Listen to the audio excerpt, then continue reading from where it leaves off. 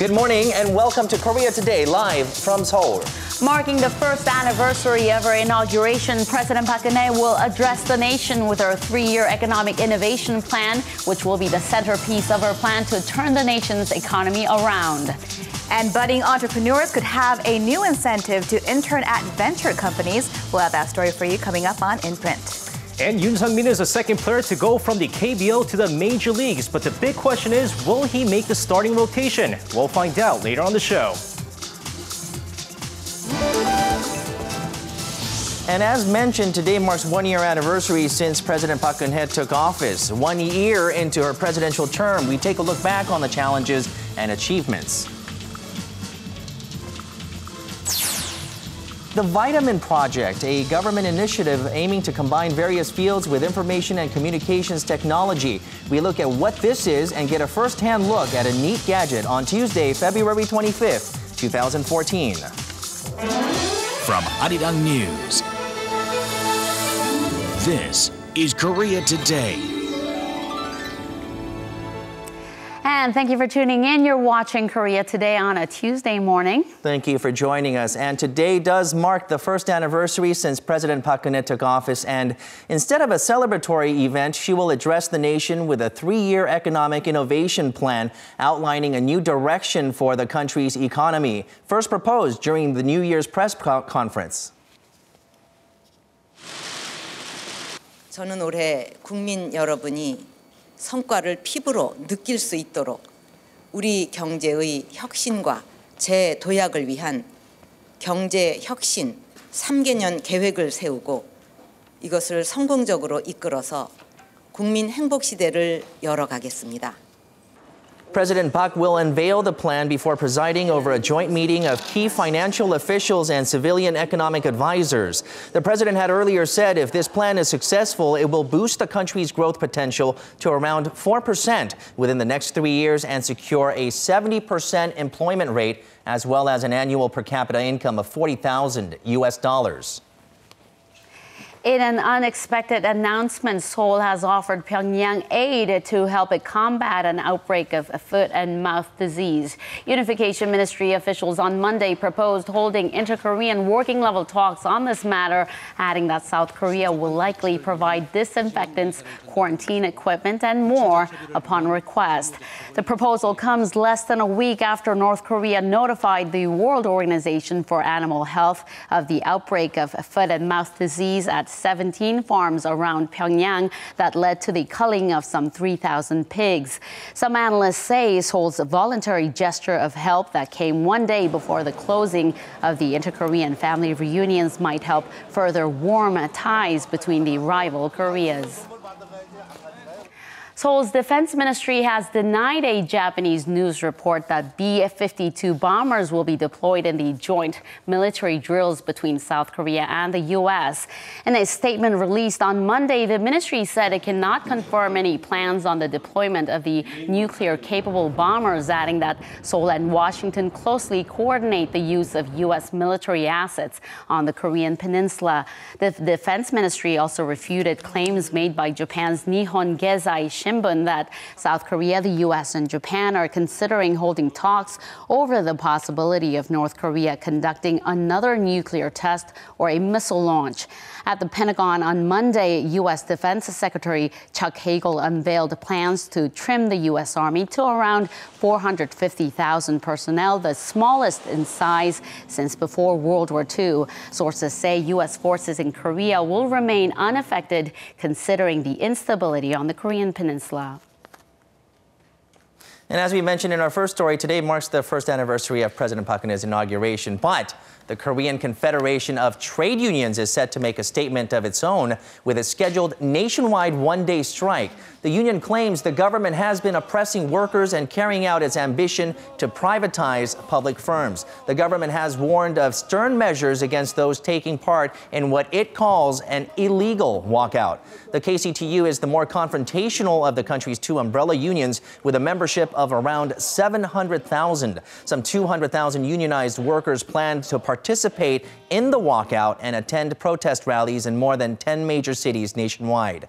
The Seoul event is planned for 4 p.m. today, with a candlelight vigil set for the evening.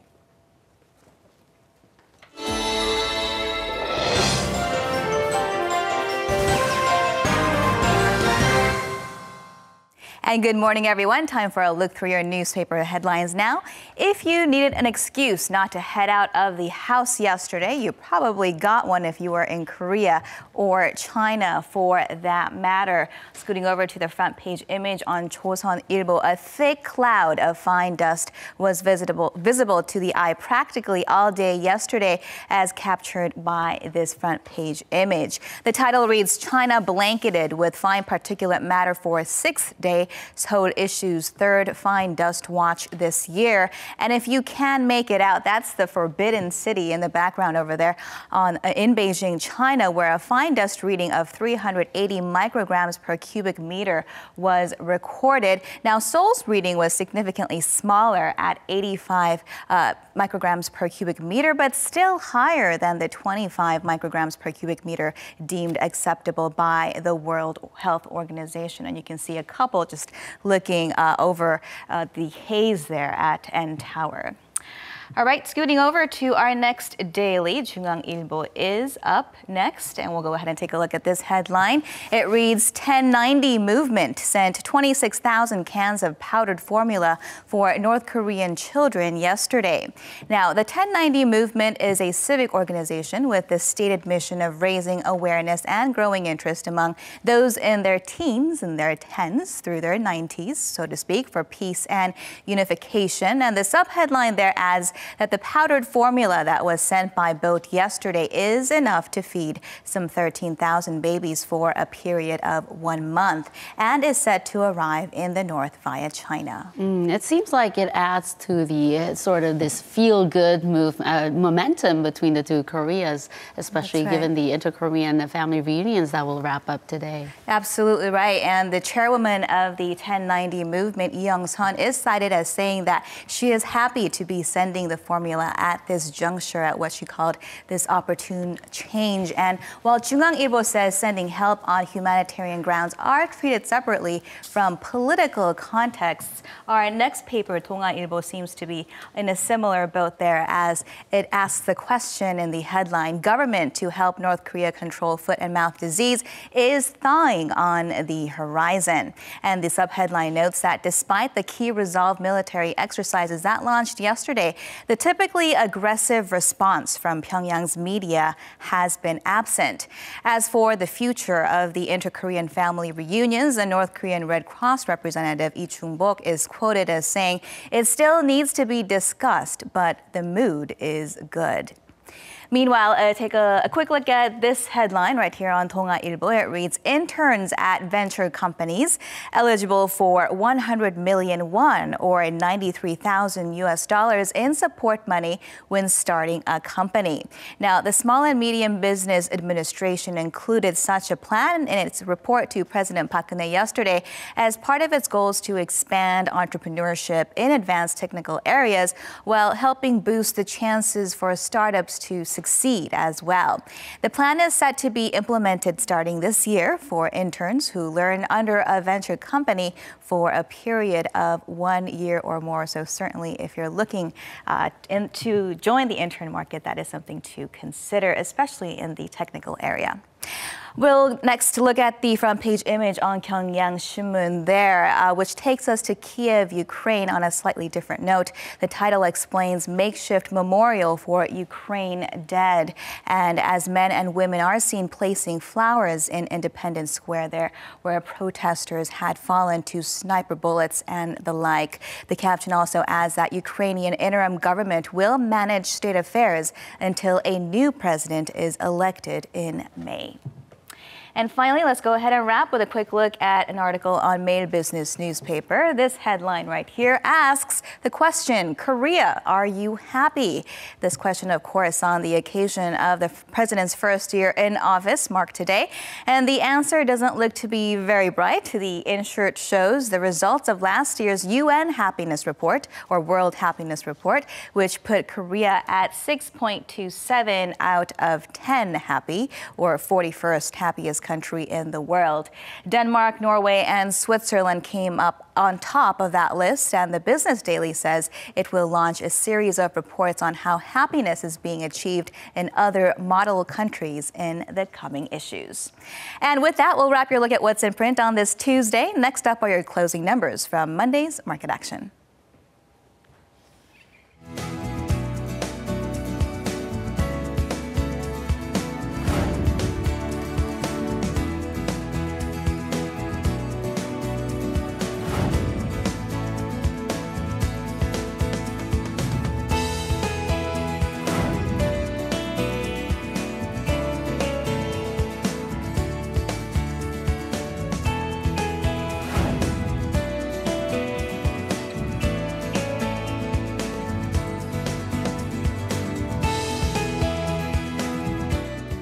It looks like fine particulate matter will overstay its welcome or overstay its unwelcome until later in the week. The micro dust just leaving a haze throughout the day, and mixed with the early morning fog, it causes a not so good situation. We'll get more on today's weather with Lee Dami joining us.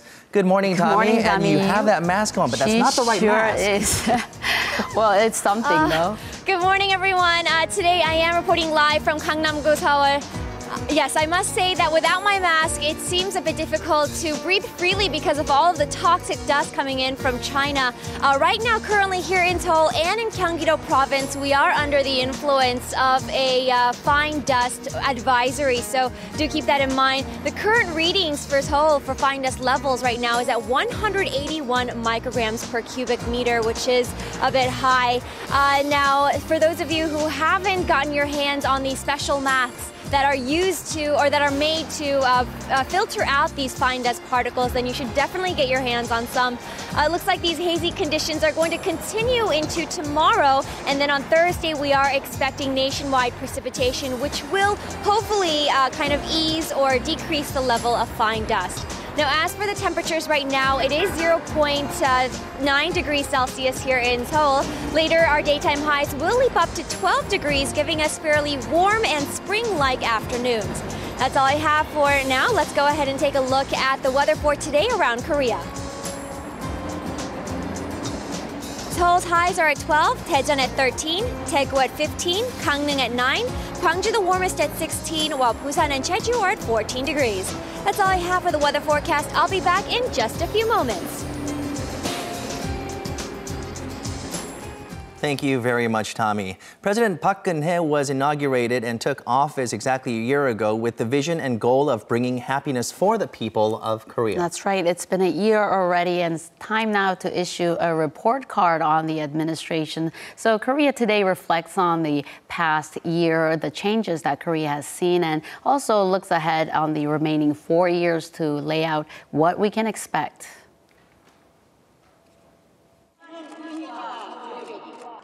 On February 25, 2013, Korea's 18th and the country's first female president, Park Geun-hye, was sworn into office. 희망의 새 시대를 열겠다는 각오로 이 자리에 섰습니다. With today marking the first-year anniversary of the Park administration, what kind of changes has Korea undergone over the past year?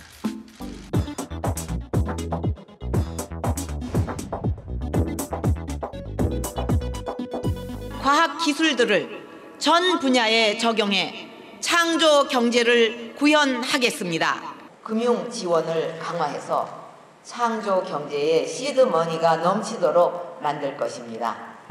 President Park took office in the midst of many economic uncertainties across the globe. The greatest task at hand was to revive Korea's ailing economy. With the aim of creating a stronger growth engine for the future, she proposed the idea of building a creative economy. A creative economy is not simply about expanding markets, but also about boosting the country's potential by creating new markets and jobs using the fields of science, information, and technology. The creative economy is not necessarily to create an economic boom in a short period of time. It's rather a key factor that will determine the long-term growth trend in Korea.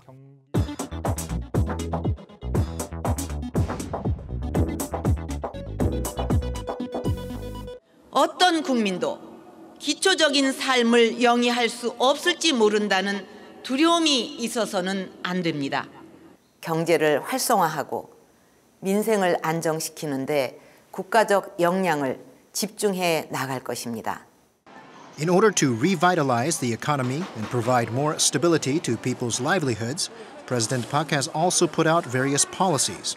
Her administration drew up a supplementary budget, announced 4 rounds of investment stimulation policies, as well as measures to stabilize the real estate market. With this, key indices such as the country's GDP, consumer prices, employment numbers, and the current account surplus have all significantly improved. Also, the real estate market has been on the rise since September. However, according to a social survey in 2013 by Statistics Korea on what to expect in 2014, only 23.6% say they believe their household finances will improve. This appears to indicate that the actual economic conditions experienced on the daily level has yet to result in significant improvement. In order to keep this trend of economic revitalization going, the administration is continuing its efforts to ensure that the effects trickle down to those in the lower and middle income brackets.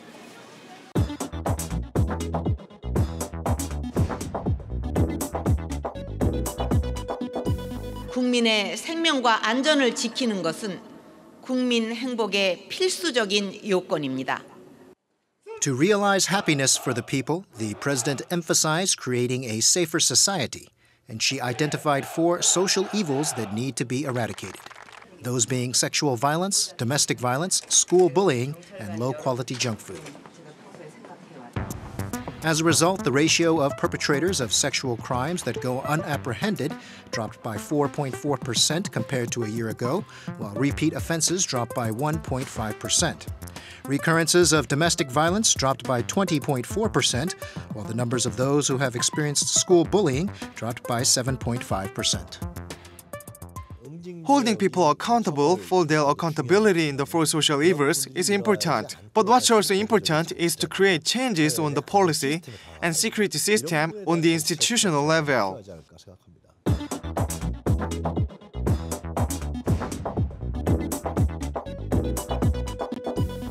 한미 동맹이 한반도와 동북아의 평화와 안정을 위한 보루로서 한국과 중국이 신뢰의 동반자가 되어 새로운 동북아를 함께 만들어가기를 기대합니다. In terms of relations with the 4 major neighboring countries, President Park has received high marks. Korea upgraded its relations with the U.S. to a comprehensive strategic partnership while reinforcing its strategic partnership with China. The president also held 2 rounds of summit talks with Russia, producing substantial results such as the signing of a memorandum of understanding. Relations with Japan, however, are at one of the lowest levels, but many believe this has been inevitable considering Seoul's efforts to uphold its principles and values while dealing with Tokyo.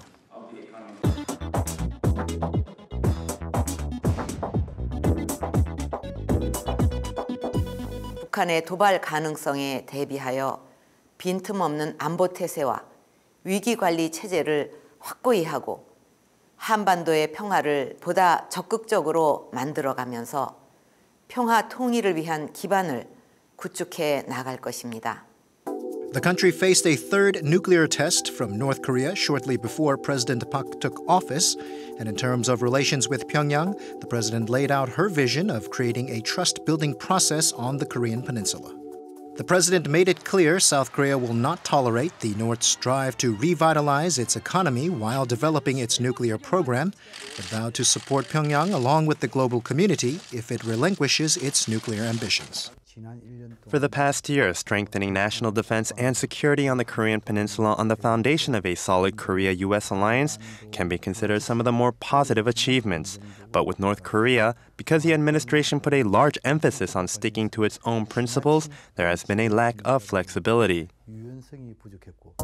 With many challenges on the domestic and international fronts, the current administration has tackled many issues over the past year.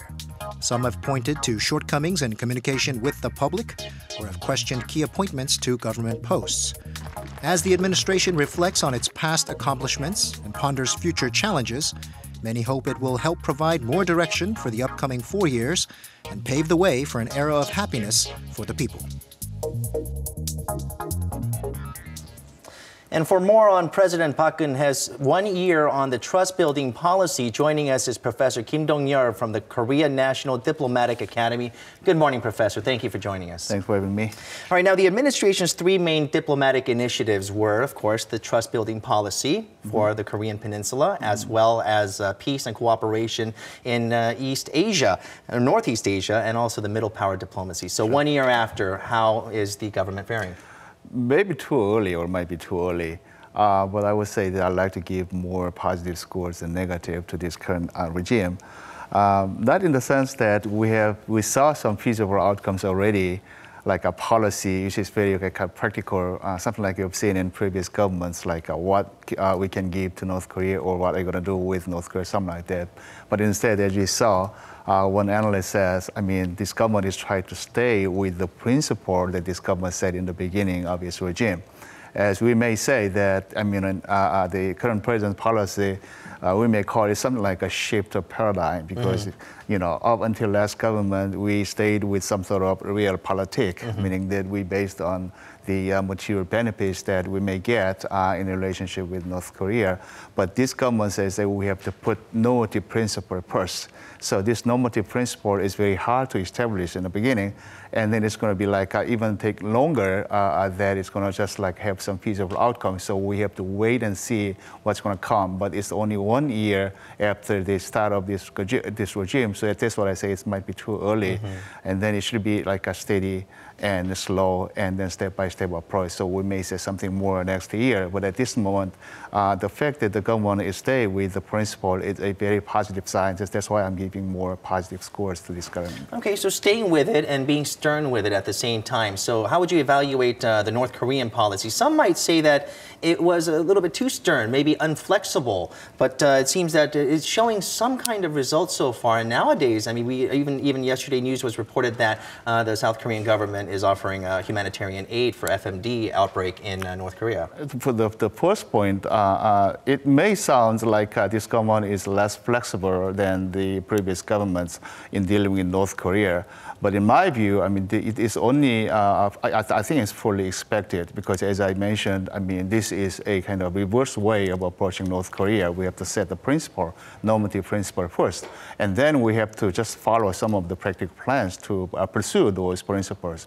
In that sense, then, I mean, you know, we can't do just like things that we like and we like to see some of these positive outcomes from the policy only because it is good for, I would say, the short-term stability or something like that. Instead, we have to build this trust and other things first. It takes some longer time, I would say.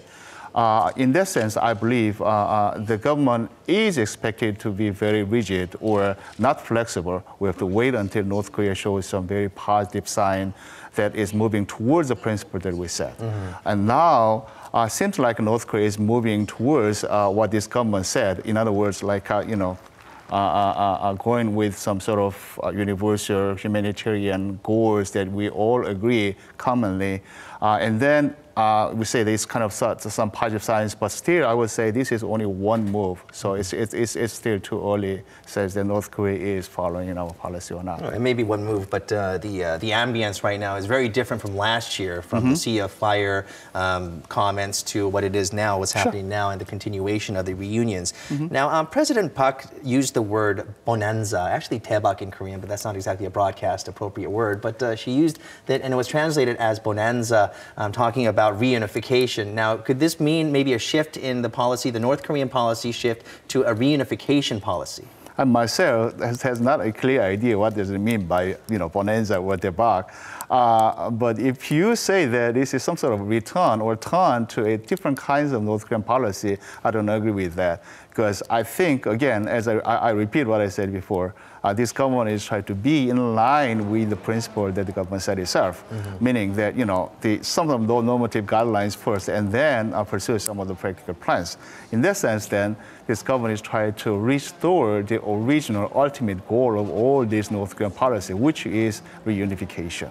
So based on this ultimate goal, and then some sort of practical plans will be articulated, and then the government is go and do something practically. In that sense, then, again, this reunification, it is just like a reminder. People says that we've kept this, the original ultimate goal of North Korean policy says that, we have to return, not in the sense that we are changing, but just return the original goal we set after the Korean War or division of the two Koreas. So now not get clouded by everything else that's happening, but a reminder as what the original goal was. But we just saw some footage from the family reunions, the inter-Korean family reunions, and that went on. Today's the last day, and it looks like everything looks good so far. So this was step one in this trust building process. Now, maybe without any provocation such as a nuclear test in North Korea, could there be a possibility of Mount Kumgang tours or the resumption of those tours?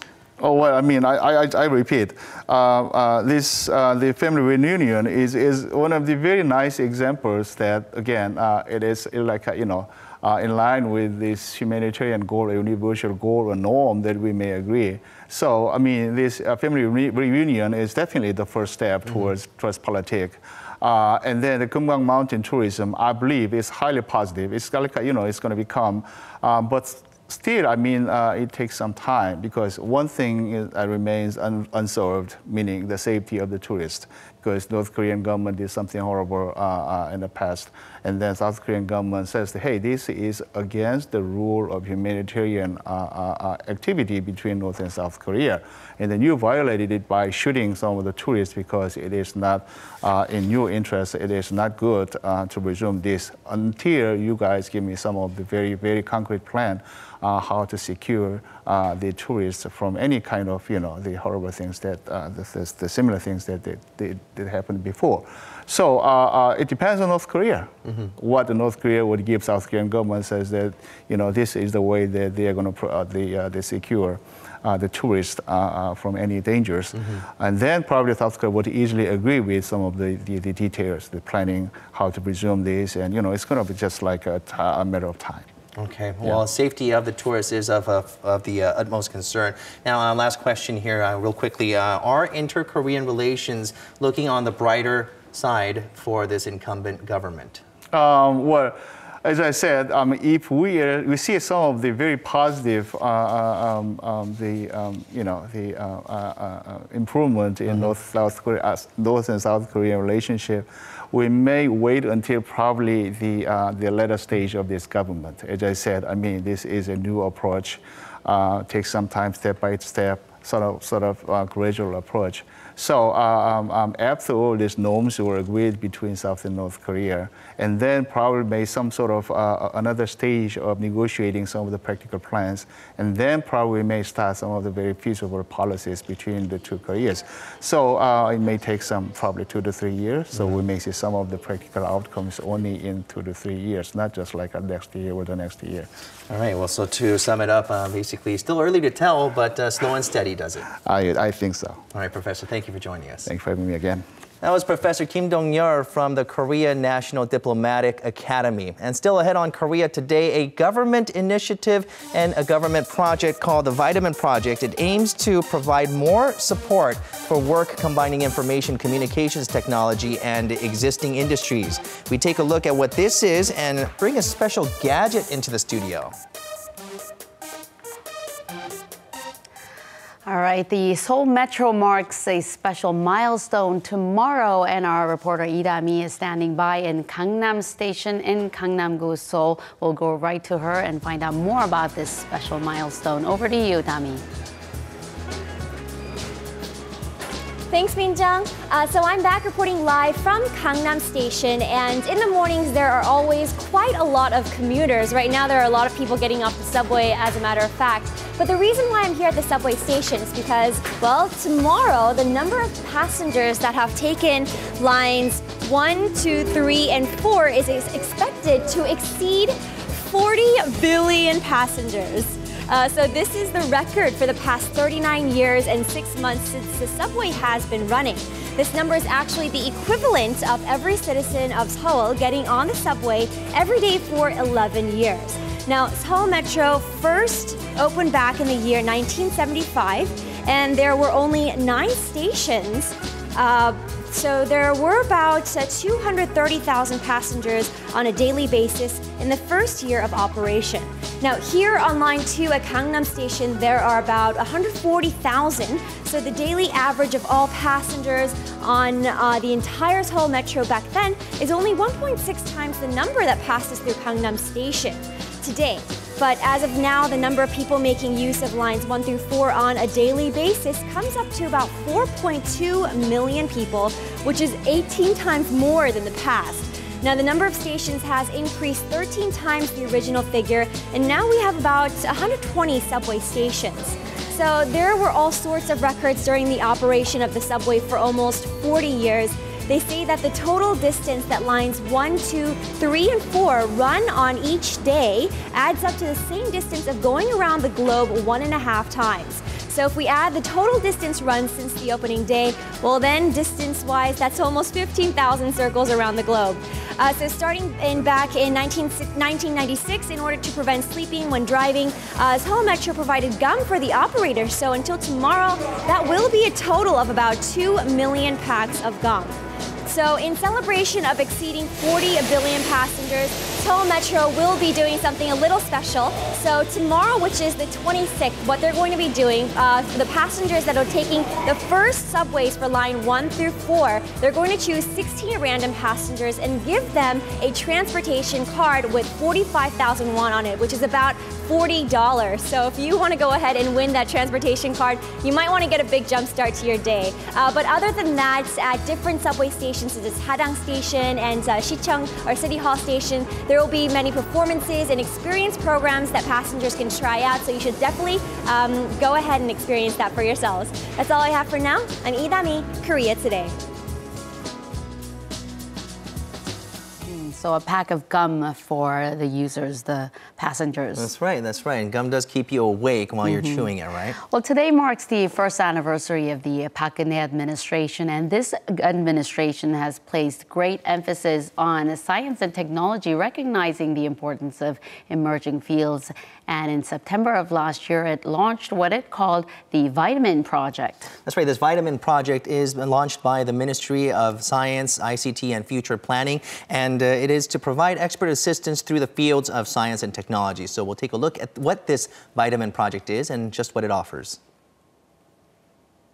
The Ministry of Science, ICT, and Future Planning announced it will increase its budget by 5-fold for the Vitamin Project, aimed at expanding the country's creative economy and emphasize the importance of merging fields of development. The combined field of information communications technology with the health sector has helped put out cutting-edge medical equipment. At Hanyang University, they are currently working on a muscle augmentation robot. This is a robot that the elderly can use and also for those who need to go through rehabilitation. You can use it for difficult work or in cases where people need extra help. The suit for the upper body recognizes movement through a sensor, and using a motor allows a user to easily lift up heavy weights. For example, even a frail elderly person can easily lift up heavy items, even with a single finger. Also, gear for the lower body allows the user to easily move objects around, even if they are heavy. It can especially help those with paralysis in their legs or assist in rehabilitation for those with leg injuries. If people choose rehabilitation using new methods that include robotics and information technology, more innovative treatment solutions can be available. The combined field of ICT with tourism allows for smart travel and tourism services. On the 10th of this month, the app Gyeongbokgung in My Hands, which is a collaboration between the two fields, was launched. This is an application for visitors to tour around the Gyeongbokgung Palace using GPS technology and augmented reality. Using this smartphone app, people can look at various information about the structure just by having it detect the signboard image of the cultural asset. Also, if you pass it over the royal throne within the building, it shows you through augmented reality what it looked like in the past. This app is provided in 4 languages, perfect for foreign visitors. Not only that, with Gyeongbokgung in my hands, you can see structures that were damaged and that no longer exist through 3D images as well as many other contents. Because this is a project that is based on cultural heritage contents using information technology, we believe it will have a lot of effects on the industry and also in the education sector. The marriage between ICT and culture can improve the quality of your everyday life. Recently, a group of researchers in Korea developed a wearable device, K-Glass, which created a lot of buzz. Unlike other head-mounted displays, K-Glass uses its own processor that allows a display of augmented reality and other high-technology vision processing. If development is finalized, K-Glass will be 30 times faster than Google Glass, while the hours of use will be 3 times longer, reducing a lot of the existing inconveniences. If you look at books through K-Glass, you can check information about the objects in the book or magazine in real time. Also, the images can be displayed in 3D with information about it provided in text, adding another layer of convenience. The Vitamin Project aims to merge information communications technology with existing industries and improve them. And with this, an era of smarter technology lies ahead. And joining us to tell us more about one of the cool gadgets we saw in the report, the K-Glass, is the developer of K-Glass, Mr. Kim Kyung-hun from KAIST. Good morning. Good morning. Thank you for joining us. Please introduce yourself to our viewers. Hello, everyone. Thanks for having me. I'm a PhD student studying electrical engineering in KAIST Semiconductor System Laboratory and a developer of K-Glass. I'm very glad to introduce K-Glass to you today. Wow, also known as a genius, we must say. Can we take a look at that glass? Please. Wow, all right, what's I was imagining this. Oh, should I put it on? Sure. All right, so put it on like this. Okay, so. Wow. How did you get it to stick like that? Or okay, this is, I see the display that's right in front of my right eye over here, and it is putting in everything is real time, of course. And I feel like RoboCop. You look pretty futuristic too. Now, this Vitamin Project aims to combine and merge existing industries with science and technology. How does your pet project, your K-Glass, combine with other existing technologies out there? Compared to the previous head-mounted displays, K-Glass is characterized by its advanced augmentability functions. So augmentability can be used in a variety of applications such as tourism, culture, and education. For example, in the museum, we can see the 3D animations of some unfamiliar antiquities through the K-Glass,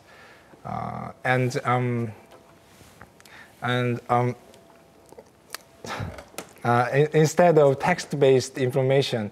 And for the education, with K-Glass, textbook can attract children with vivid 3D information, making them involved in the classes. Okay, well, I was looking at it. I didn't really know what to fiddle with, but you have a set of buttons right here, Min-jung, on your right, and it's receptive to touch, so you can touch it. There's a little cursor that you can see, and you can. Oh wow! Exactly, right. So you have the widgets neat. as well as the icons that are showing right there. I see all the icons right in front of me. Like I can touch them. So on the program, what I noticed was there were map programs as well as chat programs. Oh. And exactly. So you this is something that I didn't know when I first tried it on. Over here. And I'm moving the cursor from music to email. Right, you can click on it by double-clicking. Yeah. Well, while Min-jung has fun with that, now tell us some of the strengths that this K-Glass has. Okay, actually, there are two strength points of K-Glass. The first thing is high speed, and the second thing is low power consumption.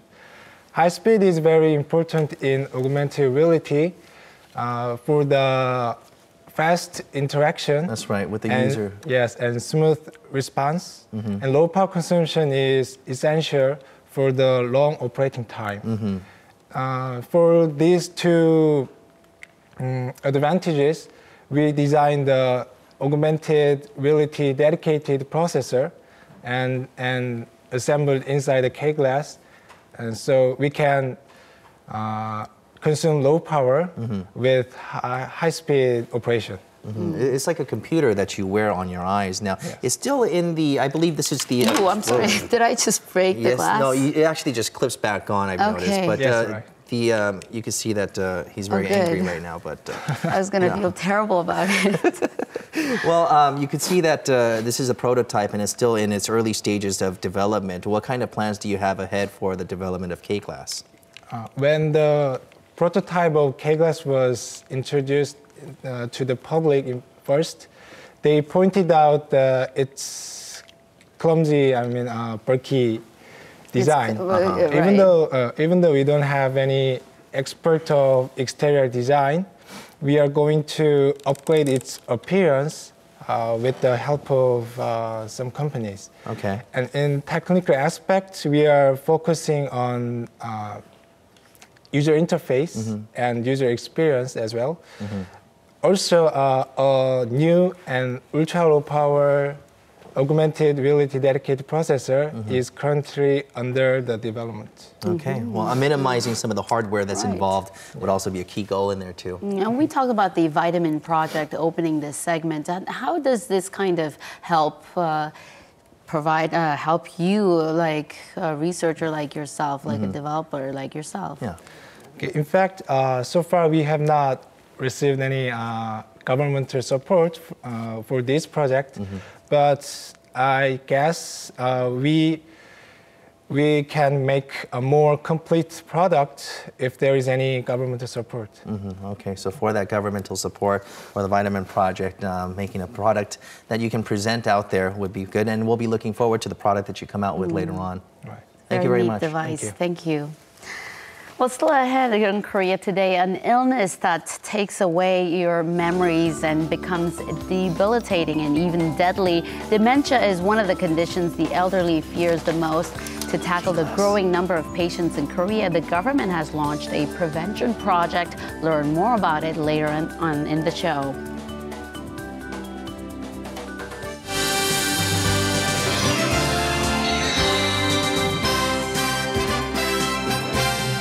And of course, with the Sochi Winter Games over with, we're back to our normal sports coverage as we kick things off with history being made over in the NBA as Jason Collins of the Brooklyn Nets became the first openly gay pro athlete in the U.S. to play. Now, playing just 10 minutes and failing to score any points, the newly acquired big man was given a standing ovation in the 108-102 victory over the LA Lakers at the Staples Center. Now, despite not being able to sign with any teams during the offseason, he was given a 10-day contract to play for the Brooklyn Nets. Now, Collins announced that he was gay last April 29th and has been getting a tremendous support from the fans and athletes everywhere. And shifting over to Euro 2016, where the group stage drawing was without any group of death. Well, with the drawing taking place in Nice, France, all the top-seeded nations were spread around and don't seem to be challenged during the group stages. With 9 different groups being drawn, all the groups are evenly matched, as the toughest group seems to be in Group A with the Netherlands, Czech Republic, and Turkey. Meanwhile, Euro 2016 is set to take place in France from June 10th to July 10th of 2016. Well, shifting gears to NASCAR, where Dale Earnhardt Jr., after all the waiting, has finally won the Daytona 500. But it didn't come easy for the sport's most popular driver. Now, having to wait 6 hours for the rain to stop at the Daytona International Speedway, it took him 10 years for him to win a second Daytona 500. Despite 42 lead changes and 4 multi-car accidents, it was Dale Jr. who came up on top after over 11 hours since the race first started. And finishing things off in baseball, where throughout the whole time we were following the Sochi Winter Games, Yoon Sung-min signed a 3-year deal with the Baltimore Orioles, becoming just the second player to go from the KBO to the major leagues. But, of course, the big question is, will he be a starting pitcher? Well, according to the depth chart, the former Kia Tiger ace is currently listed in the bullpen and not in the starting rotation. But the manager of the Orioles, Buck Showalter, stated that if he can go under an ERA of 3.00 during spring training, that he'll be able to make the starting rotation. Meanwhile, the 3-year contract has a no minor league option in the last 2 years of the contract, but does have the option in his first year, as he might start off the season in AAA to get him warmed up for his major league career. And that's going to wrap it up for me. This has been SJ. Have a great rest of the day and see you guys again for your sports needs.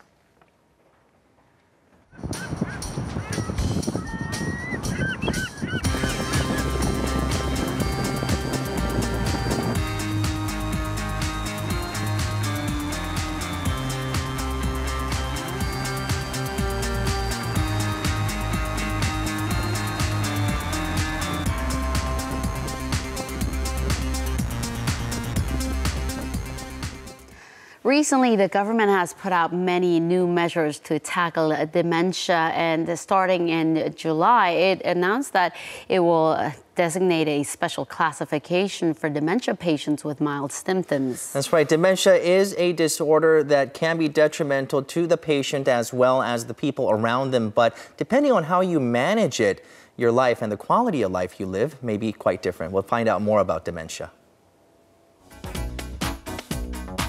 With the growing aging population in the country comes a rapid increase in the number of dementia patients.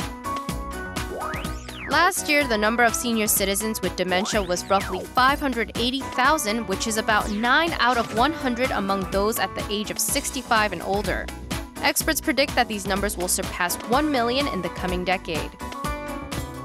Dementia occurs when the function of the brain is damaged and leads to a decline in mental capabilities such as memory, speech, space and time recognition, and reasoning. Dementia can be largely divided into Alzheimer's disease, where the nerve cells that are not crucial to maintaining intellectual capabilities die out, and also vascular dementia, which is caused by reduced blood circulation or a clog in the brain.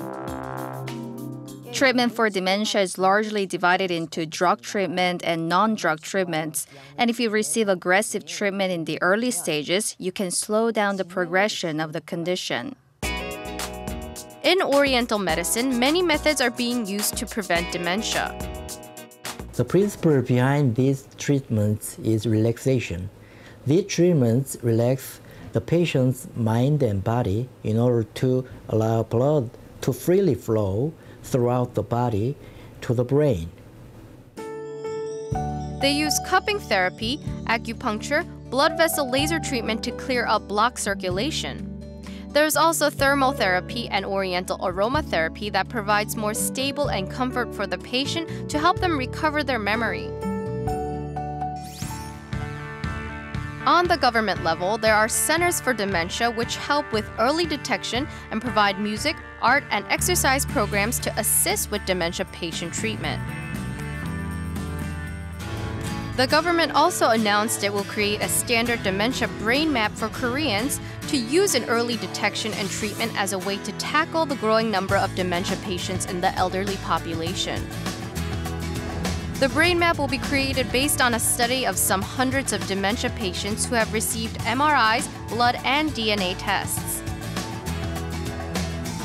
With this brain map, early detection and treatment will become a more feasible option.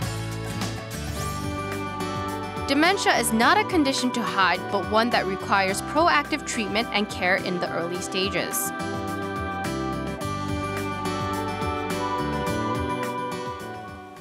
And joining us to talk more about dementia is Professor Dr. Chu In-hwan from the Chosun University's Department of Neuropsychiatry. Good morning. Thank you for joining us. Good morning. Okay, so can you explain to us exactly what dementia is and how the map can be created? Yes. This project was launched by Ministry of Science, ICT, and Future Planning. Chosun University in Gwangju, Seoul National University, and Seoul Samsung Hospital together participating in this project. The aim of our plan is to develop brain maps and the fusion technologies of early detection and prediction of Alzheimer's disease. Alzheimer's disease is the most common type of dementia, different from normal aging. The Alzheimer's disease, I know a lot of people suffering from Alzheimer's disease, and I know of people who know of other people who have Alzheimer's disease also. What is the cause of Alzheimer's disease to begin with? The main cause of Alzheimer's disease is related to brain change of atrophy, atrophy due to pathology accumulation. new neuroimaging techniques of MRI, PET can make clinicians to visualize growth and microscopic brain changing. All right, so you've identified if you're identified as a potential dementia patient, what kind of treatment or processes can you receive in order to make the quality of life as well as managing your life with dementia? Yes. Various new drugs related to Alzheimer's pathology are on the development or clinical trials. Dementia patients or people with dementia risk factors would encounter these drugs in near future. Okay. And you're receiving support from the government on this brain map on dementia. What kind of support are we talking about, and what kind of how are you using that help to further your research? Our research team will take about $24 million research fund during coming 5 years. Our research is basically fusion research of BT and IT, including medicine, chemistry, genetics, and computer science et al. And we do hope for more advancements in the treatment of dementia. Thank you. Thank you. All right, that just about does it for this edition of Korea Today. Thank you for joining us, and we will see you back here tomorrow morning at 7 a.m. Thank you for watching. Bye-bye. Bye-bye.